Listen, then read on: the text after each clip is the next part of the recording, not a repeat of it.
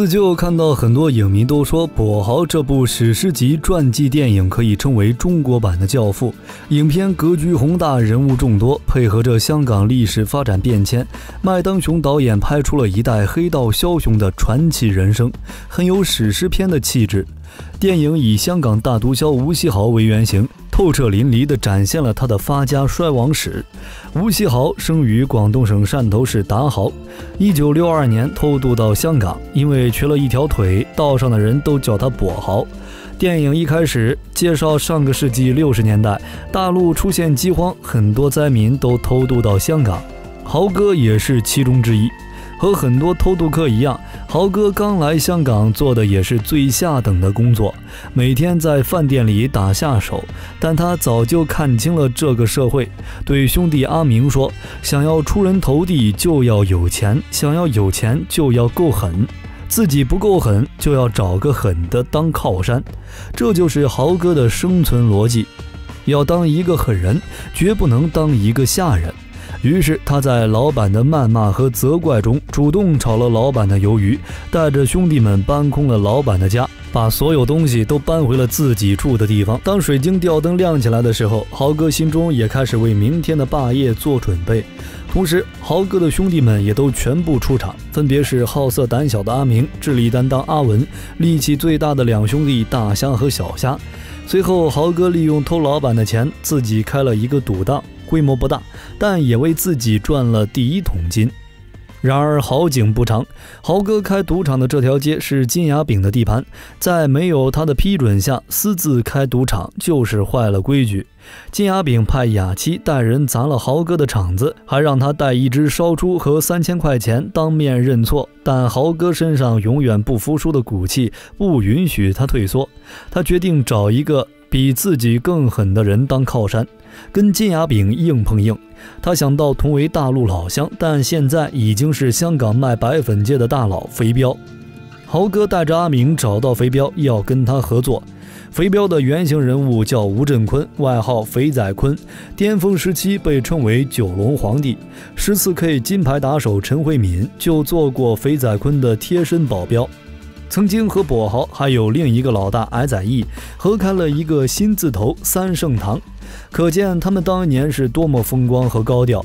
但此时的肥彪根本没有把豪哥等人放在眼里，看在同乡的面上，见了他们一面就要打发他们走。豪哥今天来就不会轻易放弃，对肥彪说，他身上有2样东西，一个是胆，一个是命。他会带兄弟们干掉金牙炳，接收他所有的地盘，收的钱分给你一半，只要你能保护我。肥彪早就想要金牙炳的地盘，听到豪哥这样的合作方式，心里非常满意，大笑了起来。同时就在肥彪和豪哥2人达成共识的同时，阿明却用色眼一直盯着肥彪的情妇阿妹。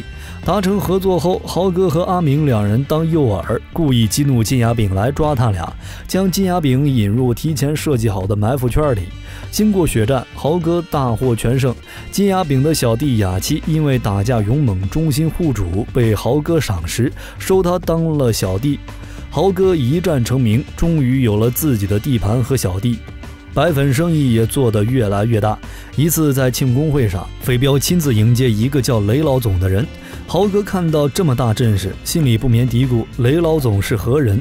阿文说，雷老总就是九龙区总华探长雷老虎，全九龙的账都是他收的，警局也是他里里外外在打理，他说收多少钱就收多少钱，权力比港督还要大。雷老虎的原型是吕乐，香港警察队刑事侦缉处前总探长，在任时期建立了一套与黑社会制度相关的贪污机制，有5亿探长的称号。60年代与严雄、韩森和蓝刚合称香港4大探长。1973年，吕乐赶在联署成立前携8名子女及妻子移居加拿大，逃避追捕。2010年在加拿大温哥华去世。回到正片，豪哥听到雷老虎的权力如此的大，有心想要结交，但雷老虎根本不理睬。现在只是一个小头目的豪哥一眼都不看他。豪哥自尊心受挫，心里发誓一定要做到最大。同时，豪哥的地盘上有个叫大生熊的警察收钱，他经常烂赌，欠一屁股债，就想要敲诈豪哥一笔。本来警局新规矩，一天收费只有300，大生熊私自加到500。面对大生熊的敲诈，豪哥并不妥协，直接和他打了起来。经过一番打斗，把大生熊制服他，对他说：“现在给你2条路，一条是打死我，和整个大陆帮为敌；一条和我交个朋友，每个月给你2000块钱私用。”大生熊选择第2条，于是两人磕头焚香拜关公，结为兄弟。豪哥也出钱帮大生熊当上了探长的位置，这也是豪哥聪明的之处。他明白，要想成为一代枭雄，必须要有白道的人为自己撑腰。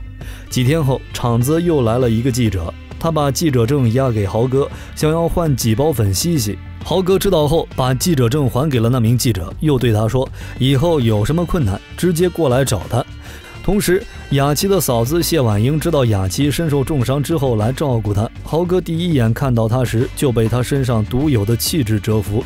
知道她在守寡，还带着2个孩子艰难生活时，迅速对她展开了追求。两人也擦出了爱情的火花，生活在了一起。而雅琪的伤痊愈后，自然也投到了豪哥的门下。就这样，豪哥的势力迅速扩大了起来，内有婉英、阿文照顾生意，外有大小虾和雅琪冲锋陷阵，事业蒸蒸日上，已经有可以和肥彪相抗衡的态势。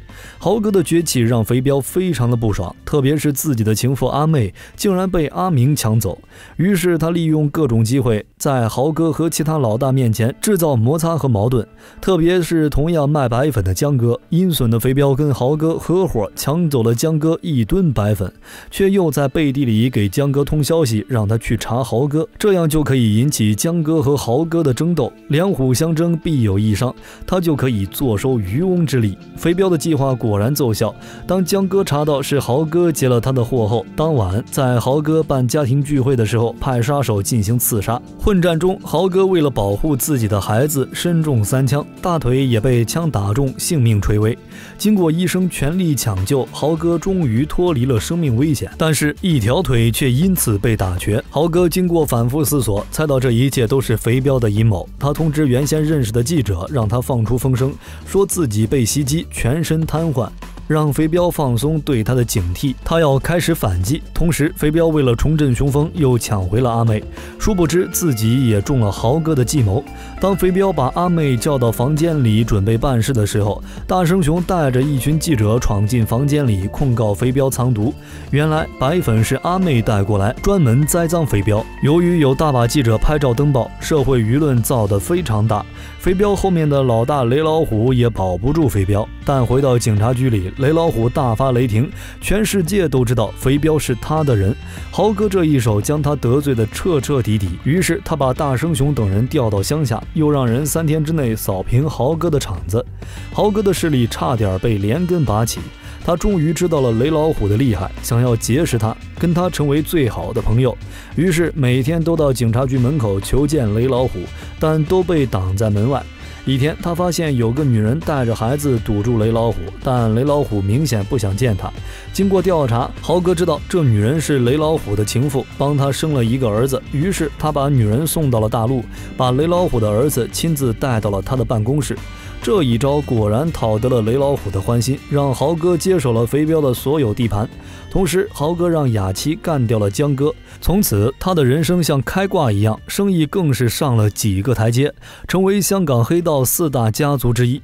几年后，肥彪从监狱里出来，豪哥亲自接他，并精心准备了一场接风宴会。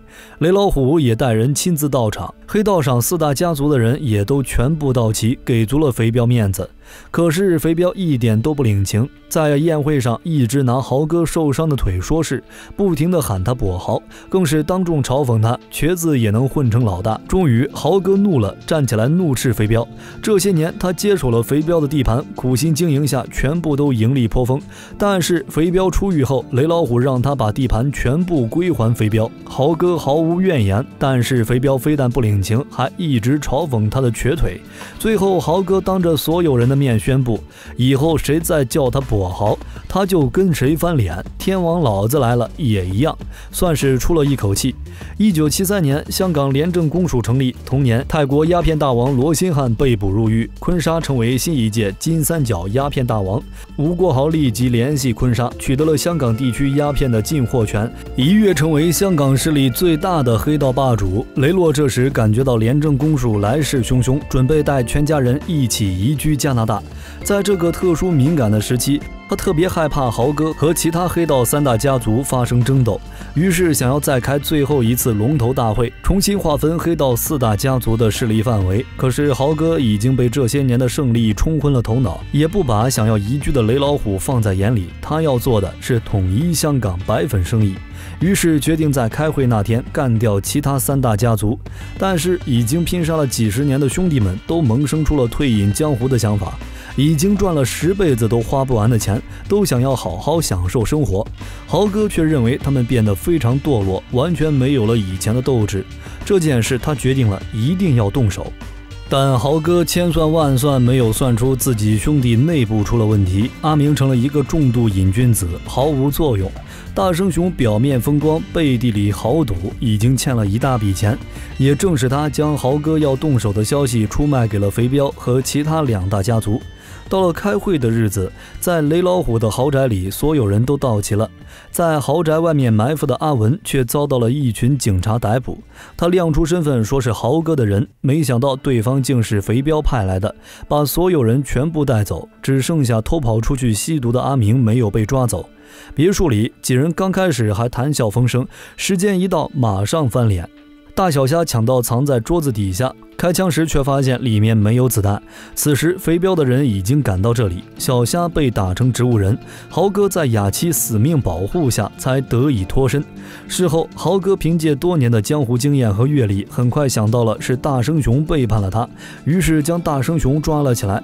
但他没有意气用事，假装放过大生雄，让他戴罪立功，帮忙找到其他3大家族的藏身之处，随后一一处决。同时他将之前帮助过的所有探长叫过来开会，让他们3天之内将其他3大家族的场子全部扫清，并豪掷300万现金让这些探长们平分。可是面对巨款的诱惑，探长们丝毫不心动。由于香港廉政公署的成立，让他们首先考虑的是自保。最后当阿文把肥彪的断手摔在桌子上的时候，这些探长们看到后立刻表忠心，全力支持豪哥的决定。从此香港黑道成了豪哥一人独大，成为了地下黑社会真正的皇帝。狂妄的他每个月都把香港的警察探长叫到自己家里开会，仿佛他才是香港的港督。接着他又干掉了出卖自己的大生雄，而之前失踪的阿明在报纸上看到大生雄死亡的消息后，心里十分害怕。毕竟当天发生枪战时他临阵脱逃，被吓破胆的他跑到警察局，将豪哥所有的犯罪记录全部都告诉了廉政公署。第二天，廉政公署总探长阿龙带人抓捕豪哥。豪哥此时还没有认清形势，以为可以像以前一样用钱摆平，但换来的是一张拘捕令。直到大批警察冲到他的家里，这时豪哥才明白他的世界已经结束了。在坐警车去警局的时候，豪哥在车里看到婉英，两人都没有说话，但都知道这一别今生都难以相见。电影最后也给出了豪哥几人的判决结果，吴国豪判有期徒刑30年，大虾判12年，阿文判15年。电影到此结束。接下来四舅就给大家讲一下这部跛豪电影的来龙去脉。1990年，麦当雄打算拍摄跛豪这部电影，起初拍摄的时候全程保密，连戏名都没有公布，因为当时吴锡豪正在狱中，拍摄的时候没有经过他同意，所以在上映时片头有一段致歉声明，本片拍摄时未经吴锡豪先生同意，如片内有模仿影射等情节，实属巧合。同时粤语和国语2版也有一些设定的差异，粤语版里的跛豪是汕头人，夹杂的是潮州话，4大家族都是潮州人，和故事的历史原型保持一致。国语版里的跛豪是厦门人，夹杂的是闽南话，4大家族都是福建人。现实生活中，吴锡豪在60年代后期至70年代初期贩卖毒品超过30吨，价值3亿元以上，被称为香港毒贩4大家族之一。随后又创立了黑社会，自投一群社团。巅峰时期和香港老牌社团新义安、14K 和盛和并称4大公司。1975年，吴锡豪被判30年徒刑，一群因众多骨干被捕而元气大伤，随之衰落。到了20世纪80到90年代，一群人数已经降为1000人左右。到了1991年，吴锡豪因肝癌晚期获得香港总督特赦出狱。出狱25天后，因病情恶化去世。一代黑道枭雄就此结束了传奇的一生。而吴锡豪的妻子谢婉莹也在逃亡6个月后被抓捕。